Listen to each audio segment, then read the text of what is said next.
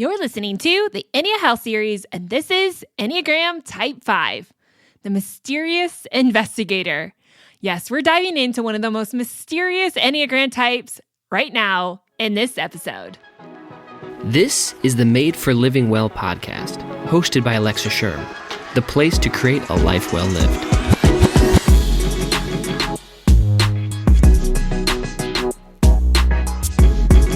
Welcome back to the podcast. As always, my name's Alexa. Now today I am so excited to talk about Enneagram Type 5s because they're perhaps the most mysterious of all Enneagram types, and they also tend to be the most private.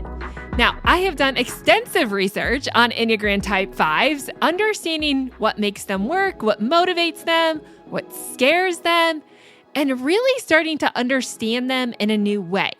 Now, if you're an Enneagram Type 5, then of course you know this information. But perhaps how this podcast can help you, outside of traditional nutrition advice, is to really make it work with your specific personality.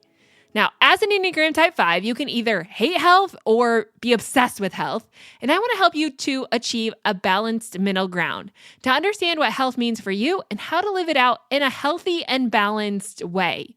Inside this podcast and inside the free 10-plus page guide I've created specifically for you, you can get all of the practical information that really helps transform your life.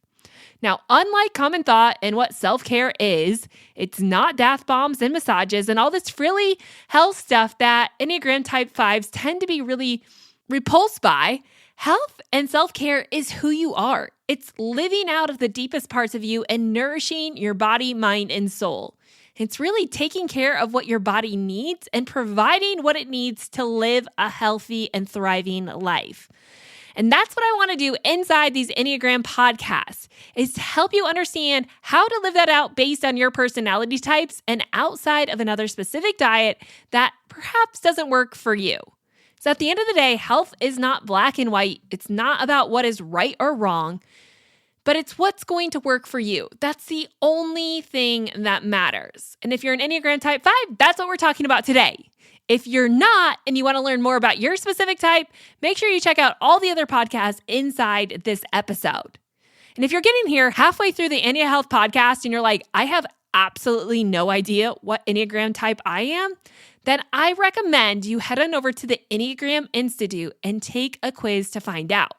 You might have to take multiple quizzes to really hone in on what type you are. It took me just a little bit of time to truly understand that I was a Type 2, where I spent many months believing I was a Type 3.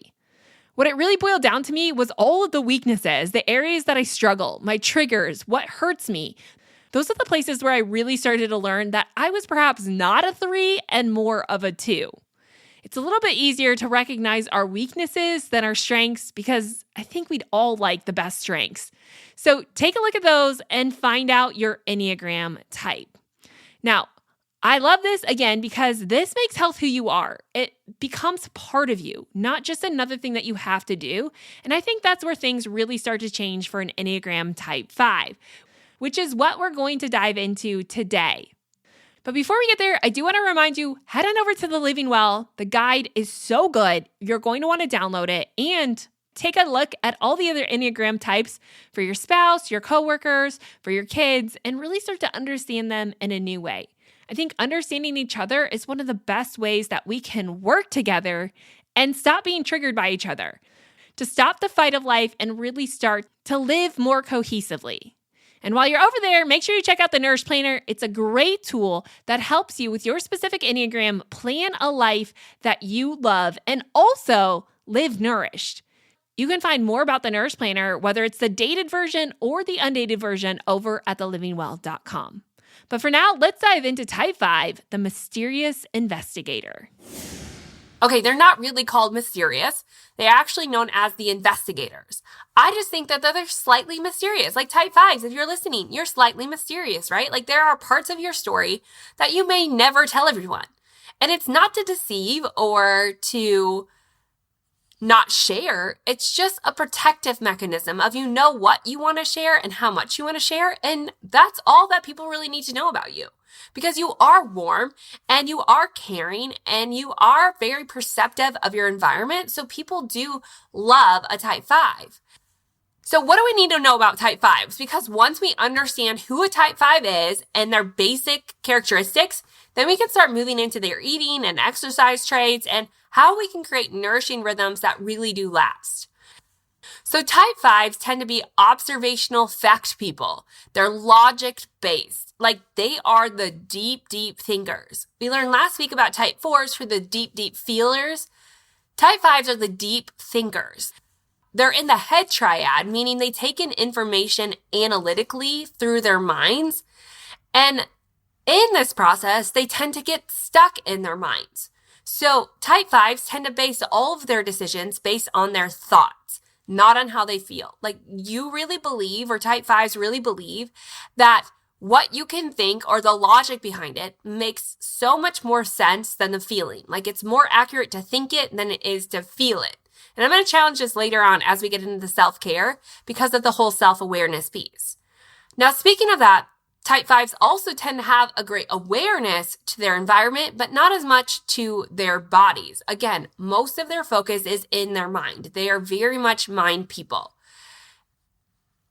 And this creates this orientation inward. Like they become more recluse, more secluded, more withdrawn types of people. Definitely not people who like to engage in large crowds. And in fact, being with people too long can often drain type 5s. Now, an interesting thing about type 5s is that while we all have a set amount of energy in a day, type 5s really play into this.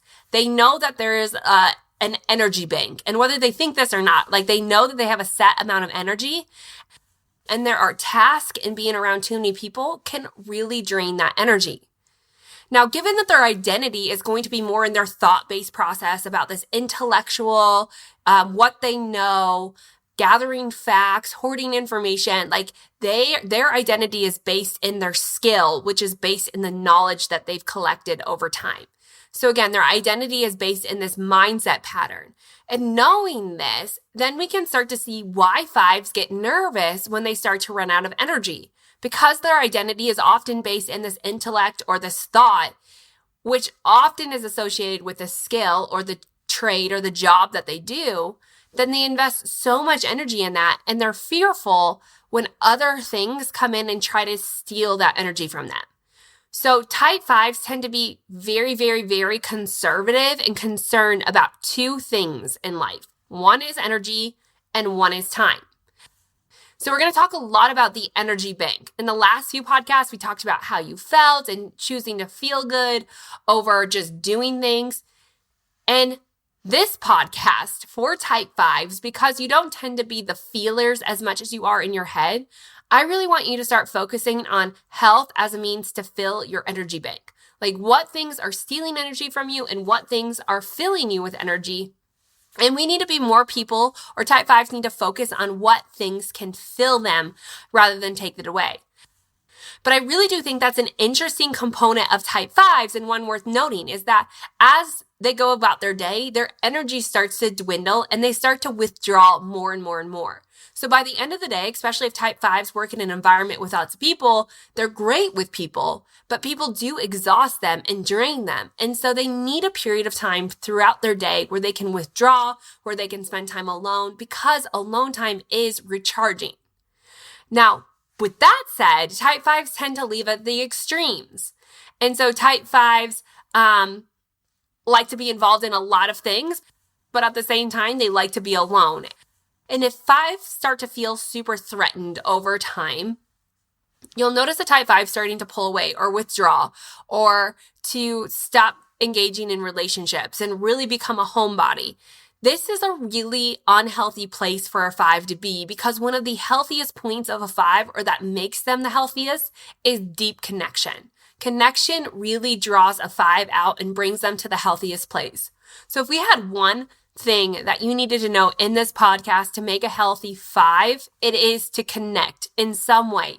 It doesn't just have to be with people, but it can be with nature or the art or craft in which they do. Like at some point throughout their day, they have to find a connection, because that connection, again, brings their identity out of their head and into a practical situation or a practical circumstance that can then ground them in this whole process of living life.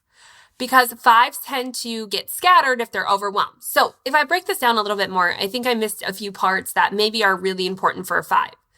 So 5s, like I said, they're very head thinkers. They're very inside or inward.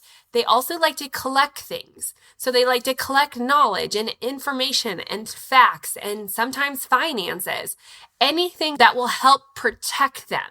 And inside of that, their biggest fear is safety and security. And so what happens is that 5s often live life with the basic fear that life is out to get them, that they have to protect themselves, they have to guard themselves, and they have to collect things that will help them live a life alone. And so that's what 5s really do. They collect knowledge and information, and they might collect finances. They tend to be very minimalistic people. They don't have a lot of big needs. They're just very basic, simple people. But in that, they like to collect. And in the collecting, it can turn into hoarding. And the hoarding is, again, an unhealthy place for a 5. So it's not to say that collecting information or doing the research or being financially secure is a bad thing. It turns bad when a 5 starts hoarding that and they become more withdrawn within that. What a healthy 5 really does is they collect that knowledge and then they give it away. They give their information away. They teach people about their craft. They showcase their passions to other people. They help, they give, they connect. Again, that's what's going to make a healthy 5 go from the extreme of hoarding and being withdrawn to, again, connecting with people, being more vulnerable and more grounded and healthy, like more joy-filled. Because being inside your head and having a basic fear that life is out to get you, this can be a really hard place for a 5. And 5s can deal with depression and anxiety and just a lack of joy in life. Like you can start to see stress pile up very easily in a 5. And oftentimes this pulls them away, makes them slightly more angry or agitated or irritable, but also it just makes them more withdrawn, less likely to engage in conversation, less likely to want to go out and celebrate. Like they don't see the reason to do that when they feel like life is threatening. And so type 5, we have to move from extremes. Like, again, you're very extreme oriented and we have to come back to a place of balance. So in that balance, you're going to find that you need space to be alone, to be withdrawn, because that's very filling for you. But again, you also need to have daily connection, whether it's in nature or whether it's with people or humans. Like we have to start creating this balance. And that's what most of the health recommendations that I'm going to give you are based on. The need to fill your energy tank, but also this place of scheduling time in a way that works for you, creating space all while connecting. So in growth, like when you are at your healthiest, what we know about a 5 is that you can tolerate feelings without shutting down or isolating. You practice mindfulness and you're very aware of your present. Like you are one of the most present Enneagram types of any of them. And you can get into your body. You can have this deep self-awareness about your body. And knowing some of the strengths that you have, you're very diligent and disciplined, some of the strongest willpower, you're observant and analytical, you're focused, you have a great ability to detach emotions from certain things, you're curious, you're pioneering, you have great boundaries. Like these are all really powerful strengths that if we can get your mind in the right place and your thoughts in the right space, then we can use all of these things. And really what we see is type 5s probably have one of the easiest walks with health than any other Enneagram type. But again, it's getting outside of extremes. So when we start talking about this in the health spectrum, what we see with Enneagram type 5s is that there are two types of people. They either are what we would consider obsessed with health, like you've done all the research, you've thought about it, like anytime that you have something going on, you are the one Googling it, doing the research, reading the research papers, studying it, asking other people about it, like you know all the facts. And you are going to expect yourself to be the expert at that. Like you put the pressure on that now you're the expert and you're going to do it and you're going to do it with full force. Now, while there can be great traits in there, it can also become obsessive. Again, an act of hoarding or an act of obsession that really derails your life. It becomes the focus of your life, preventing connection and all these other healthy things. This is often referred to as orthorexia, which is the obsession with healthy living. It's extremely exhausting, extremely dangerous, and damaging to your overall well-being. So we have to, again, come back to a place of balance. But on the other hand, there are a whole host of other fives that are so in their head that they don't think about mealtime. They don't often think about fives. Like characteristically, fives don't think about health that often. The only time health comes up is if it's going to interfere with their task or their job, or they're showcasing their intellect in whatever craft that they do or their skills. So that's often when we see health come into the picture for a type 5 is when it directly interferes or has a direct consequence to what they do with their life. But if that's not the case, if that's not happening, then we see that type 5s tend to skip meals. They're one of the least nourishing people when it comes to health in their body. So you skip meals, often reach for convenience food. If you need it, tend to just snack on processed things to get you by because you're so in your head that you don't take the time to really just think through the health aspect of it. So again, we have these extremes of being so obsessed that it runs your life to not really ever making it a priority or thinking about it and just eating enough food and convenient food to get you by.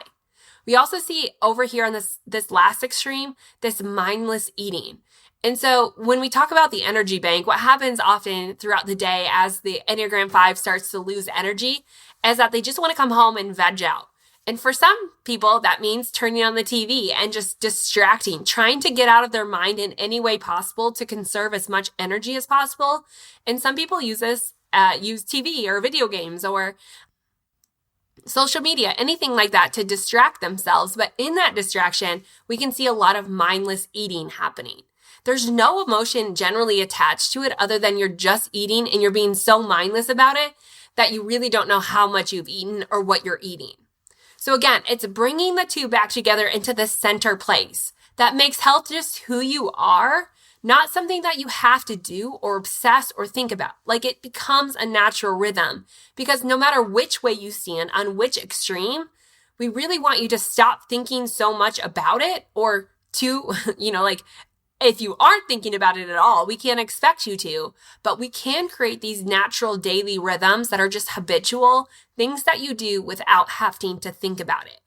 So when we start to get into some of these tips and tricks, that's what we're going for, is making these a part of your natural rhythm, filling yourself, giving you the energy so you're not losing so much energy, all in efforts to make you feel more safe and secure. So we have to start embracing this idea that health is to preserve who you are to keep you safe and secure. So how are we going to do this, right? Like what are some of the ways that we can take this information and create a very realistic, practical application to this? Well, like I said, all the information for this can be found in the show notes. I have a free download where you can print this off and start to incorporate it into your life. And I hope it's really helpful for you. But again, basically the premise of all self-care is how can you connect and how can you fill yourself, your energy or your battery life? And at the same time, how can you create the space, right? Like it's balance. So some of my top tips for an Enneagram type 5, again, is to connect. Connection first thing in the morning is vital for an Enneagram 5. If you wake up and you get into your head before anything else, you will struggle all day long. Like your energy is already starting to leave and you will run out. You will deplete yourself very, very quickly. So one way to fill your energy bank, again, is simple connection. It doesn't have to be with people, but it certainly can. So some examples of this is that when I was doing some research, I heard that Enneagram 5s should move before they get in their mind. And I thought that was really, really good. Maybe you wake up and you just go for a simple walk or a jog or just doing something alone by yourself that's moving your body, and also being aware enough to connect with the environment in which you're in. So when we talk about exercise specifically, it's interesting that type 5s tend to be a little bit more sedentary. Like exercise is just not a priority. Again, it's just doesn't tend to be a thought process unless you struggle more in the orthorexia extreme. Then it can become something that you always do. But again, it's the wrong motive and it's damaging to the body. So in general, the natural rhythm of type 5 is to be so in their head and so into their skill that movement is on the back burner. It's not something that you generally do or crave or desire. But it's also true that Enneagram 5s don't like to do this with other people, right? You don't like other people necessarily telling you how to work out. You often challenge those thoughts, and you're kind of against the grain, like against the norm. And so it's important for a type 5 not to get so hung up in programs or workout classes, but really finding something that you can do, that you enjoy doing as a part of your natural daily rhythm, something habitual that you can get yourself into that allows you to connect all while moving your body at the same time. So we're not looking for great grand things like signing up for a gym membership is probably not ideal for an Enneagram type 5. Signing up for a fitness class, probably not ideal for a type 5. Getting an app, probably not ideal. But what you are really great at is developing your own program. And that's what's so awesome about Enneagram type 5s is that you're super creative and innovative and thought-provoking, that you can create something out of nothing. And this is where you thrive. So instead of looking for programs and diet and exercise, instead of looking for meal plans, I think it's important that a type 5 starts to use their creativity and innovation to create their own. So that's what I want you to focus on is connecting, right? First thing in the morning and going back to that aspect of it, but using your creativity and innovation to make that who you are. So again, it doesn't have to be anything grand or spectacular, but just simple movement, moving your body before you get into your mind is going to be critical. But other ways that you can connect if you don't want to do it through movement is doing simple tasks for other people. Maybe you start a pot of coffee for your loved one, or you pack a lunch, or you do a little task, any little thing. You give them a hug, you embrace them, you talk to them. Those are all things that are going to be really healthy for an Enneagram 5. Not to mention you're going to help the other person. But what you're doing, again, is you're allowing yourself to pull yourself out of your thought patterns and into reality. And that is going to help open you up to a new world instead of just being so stuck and withdrawn inside your own head. So connect. Like I said, it could be moving your body first thing, which is still really important, or it can be doing something simple yet mind-changing for someone else. Other things that you should do, again, is focus on filling your tank. So for example, when it comes to eating, diet, standards, programs, these are not great things for a 5. Oftentimes, this is just intense amounts of discouragement. Again, it can lead to orthorexia or the obsession and the overanalyzing of that. This is not what we want to do. It's not about good foods. It's not about bad foods, but it's more about what is going to nourish me. So instead of looking at food as either good or bad or just something you do, right? I want you to start looking at food and thinking, is this going to nourish me? Is this going to fill my battery? Is this going to give me energy?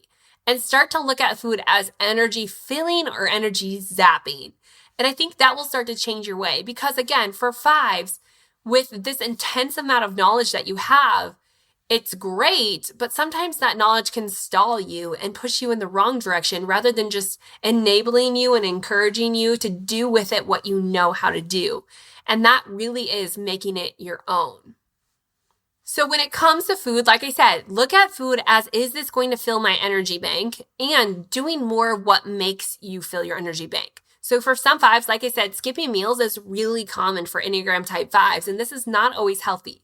So I want you to be aware of creating habitual routines based on mealtime. Like I'm going to sit down. These are the meals that I'm going to eat, and I'm actually going to pay attention, or maybe even you could say escape from life in order to eat these meals and fill myself back up.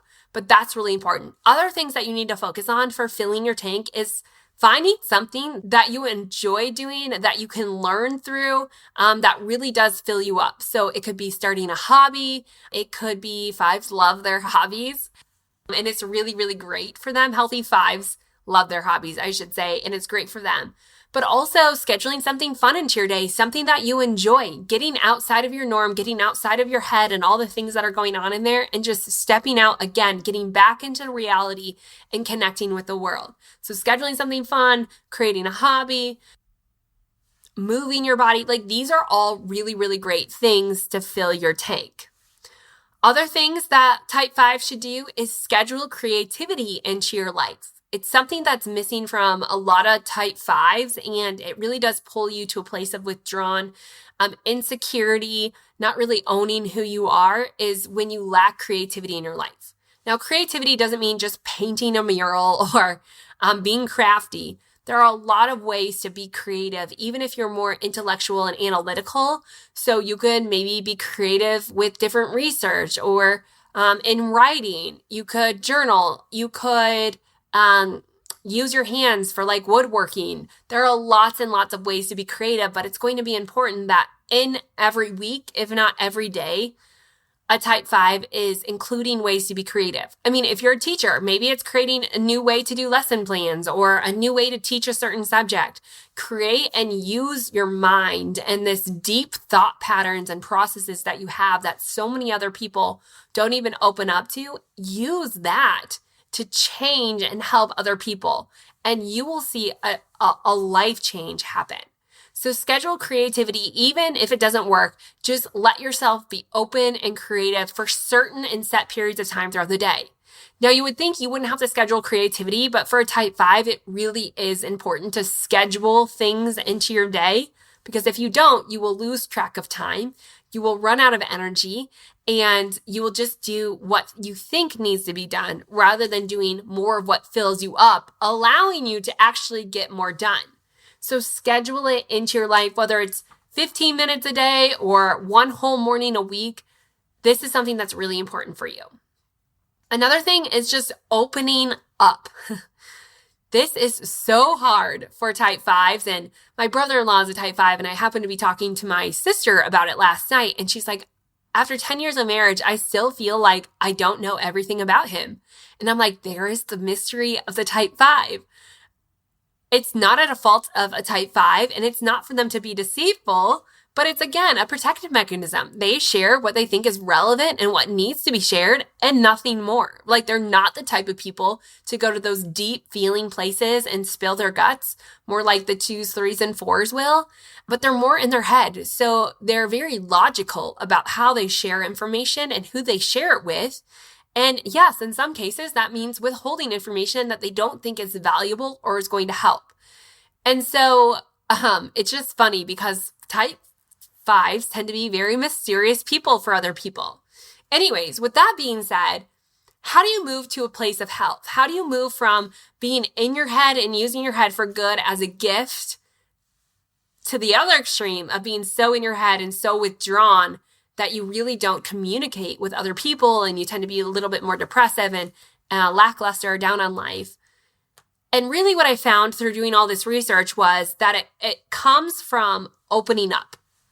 It can be simple things like engaging a conversation, talking to someone, asking them questions, to really sharing your thoughts and feelings, like going to a therapist, which can be really scary and threatening for a type 5, but it can also be really healing on the other side of them. You see, 5s in childhood often had 2 extremes as well, which is why 5s tend to be extremes. They either were suffocated by their parents and didn't have any space at all, or on the other side, they were kind of neglected. They didn't get a lot of attention, and therefore they learned to self-serve and self-soothe and protect self, right? So in either extreme, again, why type 5s tend to be extreme, you can see in both situations how type 5s start to build up walls. It's one of the reasons that type 5s are so great with boundaries, which can be really healthy. But boundaries, because of built up walls, is not healthy. And so for a type 5, it's going to be important that they start taking down some of the blocks that they've built up and starting to release their past out of them. Because what they don't realize all the time, and what's hard to realize when it's yourself, is that those emotions are affecting your movement forward. sometimes those walls are actually stalling a type 5 from fully living in health. I've even seen this with like health issues or symptoms or people type 5s who want to lose weight and they can't. And literally it is impossible for them because they've built so many walls up that their body cannot physically heal. Like there's a physical component to every emotional wall that's been built. And we have to start connecting the two. So I think in health, a type 5 really does have to start to break down those walls and release them. Even if you tell no one else about it, just simple acts like journaling, getting it out of your head can be so important. Again, anytime you can get out of your head and back into reality is going to be a healthy aspect for a 5. And so 5s, you need to start breaking down those walls. You need to start being more open and talking to people and being vulnerable, which again is extremely scary for a 5, but it doesn't mean you have to be like a deep feeler like a 4 and spill all of your guts. You're going to do this in your own unique way. It could be a few words or a simple statement. That's great. Any progress is going to help. And it might be just enough to break down a lot of walls at once. So don't be scared of this process, but really do start to get yourself involved in more relationships. Again, doing hobbies with other people can be really great. Getting involved in certain groups or activities where you relate to the people. You really, really, really want to find a way to relate to people, and that's going to be so nourishing for you. So those are like the big 4 things that I give Enneagram type 5s to work on. Like I think this is really, really important in health. Again, doing more things to fill your tank. Practically speaking, what can that look like? I think 1, it's scheduling your day based on your energy levels. Like starting your day with movement when you have the most energy. And this not only, like a lot of people think in 5s, I think would associate movement with stealing their energy. But what you have to start to grasp is that moving your body before you get in your mind is actually going to provide energy for you. So movement in your way, in your rhythm, provides energy and will fill your tank. So schedule your day based on energy. Start with movement and then do your hardest task first and your mindless task last. You will run out of energy at some point. It's not something that you have to be scared of, but if you plan your day appropriately, you won't notice the lack of energy that you normally do, maybe midday, or you won't have to retreat or withdraw later on in the evening like you normally do. So plan your day, like do more of your errands at night, and do your hardest work first thing in the morning. Another thing is listening to music. Again, type 5s tend to be creative, and listening to music can kind of help the thought spiral from getting out of control, bringing you back into reality, back into a healthy mind space. Number 3, we kind of talked about this, but schedule something fun into your day.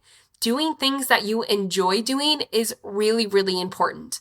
Given that you tend to be a little bit more secluded and you do things out of scarcity, reminding yourself that there's a lot of fun in the world and a lot of life to be lived is really important. And allowing yourself to do that, which brings me to another one. Sometimes type 5s are so insecure, especially financially speaking, that you tend to hoard money and you don't buy a lot. Now, it's pretty sweet that you don't have a lot of needs, but I think that there are things that all 5s enjoy. And I think giving yourself space to save up, to purchase something, can, again, be the reminder that life isn't scarcity, but there is abundance here for you. And I think that's a mindset training that I really want 5s to get into, is that we don't have to live in the mindset or the fear of scarcity. There is plenty to go around and there's plenty for you to give. And it's in that giving that you are really going to find yourself.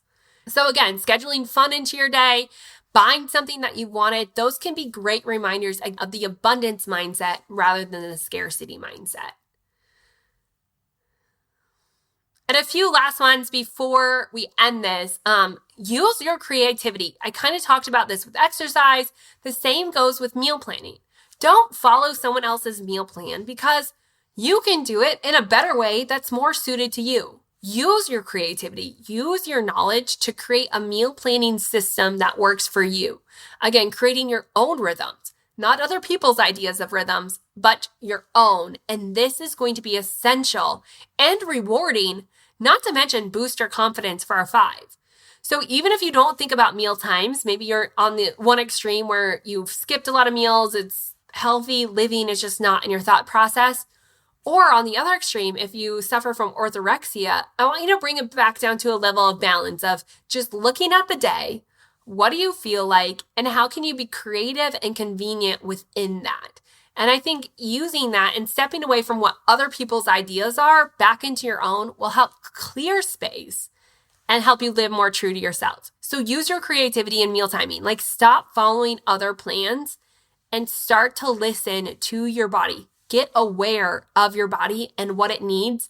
And this can be vital for you. Other things is creating just daily routines and rhythms. And the last one I already talked about, but it's practicing a hobby. Find something you love doing and do more of that. Maybe you sign up for an art class or some kind of educational class you love to learn. And if you can do it with people, that's going to be an extra bonus for you. So find something you love and remember, this life is not a life of scarcity, but abundance. And there is so much to be had here in this life. And so, fives, I want to remind you that your Enneagram type is pretty darn amazing. You have intense amounts of knowledge, and in that knowledge, you can create a life that suits you, that's healthy and nourishing to your body. So I want you to start channeling your mind into this direction of how can I create routines and rhythms in my life? How can I get out of my head and actually start to live this life, a life of abundance, and finding ways to give daily? So use your knowledge and your creativity and your innovation to really come to a place of scheduling your day, of planning your day, creating rhythms within your day, and using that to fill your tank and being aware of how much energy you have. And I think the more that you start to see patterns of increasing your energy and feeling better, you're more likely apt to stick with that. And what's also cool about a 5 is once you love it and it works for you, you stick with it. Like, you detach the emotional aspect from that and you don't budge. Like, it's just what you do. Like, it's who you are, not just what you do. And that's what we're going for an Enneagram type 5, to make health who you are, not just another thing you have to do or research or overanalyze or overthink or to do in scarcity, but do it in abundance. Okay, that's it for Enneagram type 5s. Like I said, in the next podcast, we're going to be breaking down this full deal with an Enneagram type 5. I'm going to be asking her all the things. Now, I'm going to be honest, Enneagram type 5s was not something that I had a lot of knowledge about before I did this. I did hours and hours and hours of research and talking to other people. So while I give you these recommendations, of course, it's not going to fit for everyone, especially considering 5s tend to run on the extreme range. So I want you to just pick and choose some ideas that you feel like really resonated with you and start to make that more a priority in your life. Like, the bottom line with 5s is that you connect. Connect with this in some way and start to develop that rhythm, because once you get yourself into healthy habitual rhythms, man, you don't think about it. Like, it's just who you are. Like, you are one of the best types at just making health who you are, not something you do. But again, it's just a little mindset shift to get yourself to do that.